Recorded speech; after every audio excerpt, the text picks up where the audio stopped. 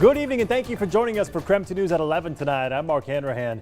We start with some breaking news at this hour. One person is dead, another is injured after a shooting on North Hauser Lake Road. The Kootenai County Sheriff's Office says they now have one person in custody. The investigation started after reports of a barn fire and a shooting at that location. That fire is still currently active and deputies are urging nearby residents just to stay inside for the time being. So roads between Highway 93 and Hauser Lake Road have been closed by Idaho State Police. This is an ongoing investigation. We will bring you updates just as soon as they come in. Other top story tonight is the weather. It was a lot warmer today, but along with those warmer temperatures also came a whole lot of rain. Meteorologist Michelle Boss joining us live in the studio tonight. Michelle, can we expect more rain tomorrow as well? I think tomorrow morning will actually start off on a dry note, but we're certainly not done with the rain yet. Some very impressive rain totals over the last 24 hours. And in fact, we even needed to add another 100th here in Spokane, about 85 hundredths in the last 24 hours. Over 1.5 inches in Coeur d'Alene, more than 2 inches in Sandpoint out towards Wallace, 1.25 inches. Not quite as wet in central Washington, Moses Lake, only 8 hundredths. Around Ritzville, about 37 hundredths, and down towards Pullman, about 65 hundredths. But you can see still plenty of rain across eastern Washington and North Idaho. In fact, I think we're going to see a few more rain showers tonight, but tomorrow should mostly be a dry day. But of course, with all the rain that we've already seen, plus some melting snow, flood watch is in effect for much of the Idaho Panhandle until Wednesday at noon. Temperature-wise, certainly very mild, near 50 degrees at the 11 o'clock hour in Spokane, 48 in Coeur d'Alene, still in the 50s in Ritzville and Othello, and Lewiston checking in at 54. Here's a look at the next 12 hours. A few showers, but should be dry by the time you're headed out the door tomorrow. More rain tomorrow night with a high of 56 tomorrow, and showers on Wednesday and Thursday. All right, Michelle, thank you very much. Tonight, the International Criminal Court announced that it will launch an investigation into possible crimes against humanity in Ukraine. The country held talks with Russia today, but there was no real progress as the war marches on. CBS News correspondent Natalie Brown reports from Capitol Hill on the day's developments. Sirens sounded in Kyiv Monday night as a massive Russian military convoy moved within 17 miles. A U.S. defense official says forces could surround Ukraine's capital city within days, but that's still behind schedule. The Russians have not only experienced a stiff and determined resistance by the Ukrainians, but logistics and sustainment problems of their own. Russia shelled the country's second largest city, Kharkiv. The attacks did not slow after 5 hours of talks between Ukrainian and Russian delegates. They plan to meet again soon. Russia again warned its nuclear forces were on high alert. And we think provocative rhetoric like this regarding nuclear weapons is dangerous, adds to the risk of miscalculation. The U.S. informed the United Nations it will expel 12 diplomats from Russia's mission to the UN, accusing them of espionage.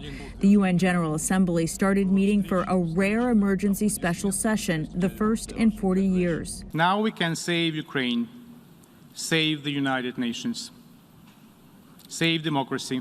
Lawmakers received a classified briefing on the crisis as they look to President Biden's State of the Union address to learn more about the administration's request for billions of dollars in aid for Ukraine. Moscow's airport was quiet Monday as some European countries close off their airspace to Russian planes, and economic sanctions weigh heavier, including more imposed by the U.S. on Russia's central bank.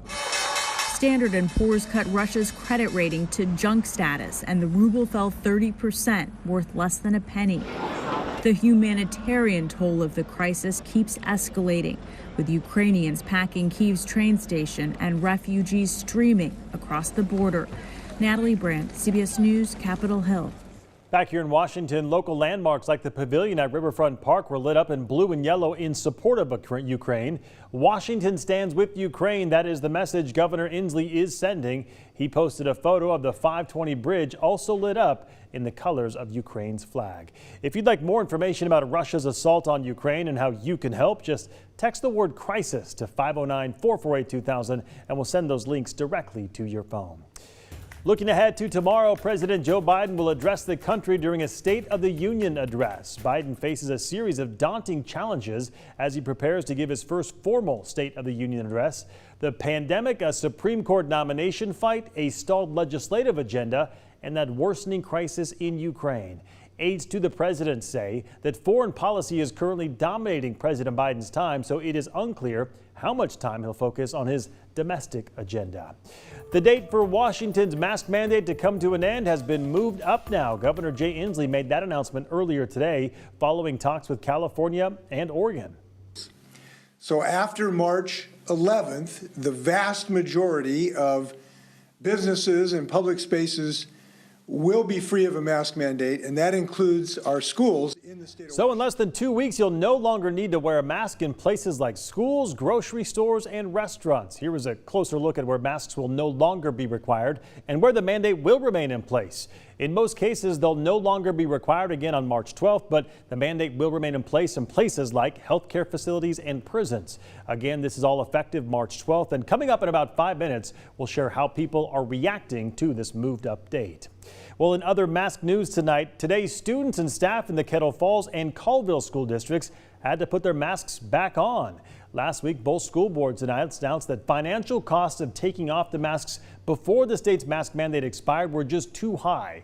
The superintendent of the Colville district, who chose to resign last week as well, estimated the minimum fine potential to be $100,000 per day for each violation, and the maximum could be more than $10 million.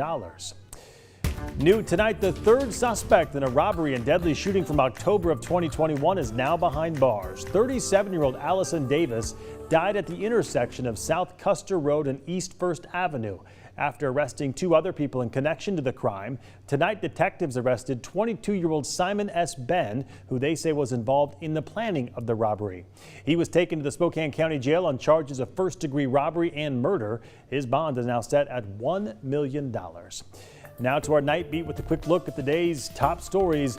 The murder trial for the man accused of shooting his ex-wife in Browns Addition 2 years ago is nearing the end. Nathan Beal is charged with first-degree murder, and this afternoon attorneys rested their case and presented closing arguments to the jury. We know from Spokane County court documents that Mary Schaefer flew to Spokane from Oregon to pick up the 2 children that she shares with Beal. After getting to Spokane, police found Mary slumped over in her rental car outside of Beal's home with a gunshot wound to the head. Expert witnesses told the jury she was shot from about 2 feet away. The woman who was dating Beal at the time admitted in court that she bought a handgun at Beal's request. Investigators found that gun in his closet, and it was a match to the bullet that killed Mary. In closing arguments this afternoon, the defense insisted that Beal is not guilty of murder, while prosecutors argued the evidence proves otherwise. You know, again, it's just narrow from both my knees. I feel like I'm sucking my legs in the whole time I drive this thing. Spokane police officers raising concerns about some of the force's new patrol cars. SPD is currently testing out 2 Tesla Model Y patrol units, and so far they are not being well received. Officers have complained the cars are just too small for police work, as the laptop mounted in the passenger seat takes up legroom and blocks controls on the dashboard. This comes as the department is working to replace its existing fleet of aging patrol cars. The Spokane City Council voted tonight on giving more money to the redevelopment of the former Hilliard Library. The council unanimously passed putting $500,000 toward redeveloping that library into a new behavioral health clinic. The money would help move that project closer to completion. The total cost of the project, $1.6 million, with Multicare and the Northeast Community Center both also giving money for the project. The council also tabled an emergency ordinance tonight regarding zoning changes for historic properties. The ordinance would change language in the city's historic property reuse rules. The changes would clarify that reuse standards apply to an entire property on Spokane's historical register instead of just a single building on those properties. It would also make it so buildings on the National Historic Building Register would not qualify for those reuse permits. And that was your Night Beat. To learn more about any of these stories, just text us the word night to 509-448-2000. We'll send those right to your phone. All right, turning to national news now, and it's a horrific story out of California tonight. 3 children are dead after they were shot by their father at a church in Sacramento. The father also then took his own life. A 5th person was also killed, but tonight it is unclear if they were a family member. All 3 children were under the age of 15. Their identities have not been released tonight. And take a look at this intense video out of Massachusetts. A truck crashed off and plunged off the side of that bridge right there into the Charles River below. Miraculously, the driver was completely fine. The truck was carrying mail and packages, which then had to be recovered from that river below. All right, don't go to bed just yet. Coming up, we will share how local businesses feel about the state indoor mask mandate ending sooner than originally announced. Plus, it is Tom Sherry's last week here at KREM 2, the end of an era. Later in the broadcast, we'll share one of his most impressive accomplishments. We are back in just 90 seconds.